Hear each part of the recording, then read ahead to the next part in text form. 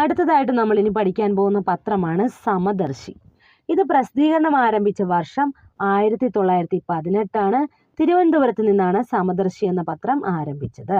ഇതിന്റെ സ്ഥാപകൻ കുളംകുന്നത്ത് രാമൻ മേനോനായിരുന്നു. അപ്പൊ കുളംകുന്നത്ത് രാമൻ മേനോൻ കൊണ്ടുവന്ന പത്രമാണ് എന്ത്? സമദർശി. ഇത് എന്നാണ്? 1918 പ്രസിദ്ധീകരണം ആരംഭിച്ചത്. തിരുവനന്തപുരത്ത് നിന്നാണ് പ്രസിദ്ധീകരണം ആരംഭിച്ചത്. സമദർശി എന്ന പത്രത്തിന്റെ ആദ്യ പത്രാധിപർ ആരായിരുന്നു എന്ന് ചോദിച്ചാൽ കുന്നത്ത് ജനാർദ്ദന മേനോനാണ്.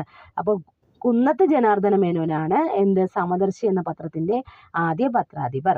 ഇനി കേസരി ബാലകൃഷ്ണപിള്ള സമദർശി പത്രത്തിന്റെ പത്രാധിപരായ വർഷം ചോദിച്ചാൽ 1922. അപ്പോൾ 1922 കേസരി ബാലകൃഷ്ണപിള്ള സമദർശി പത്രത്തിന്റെ പത്രാധിപരായിട്ടുണ്ട്.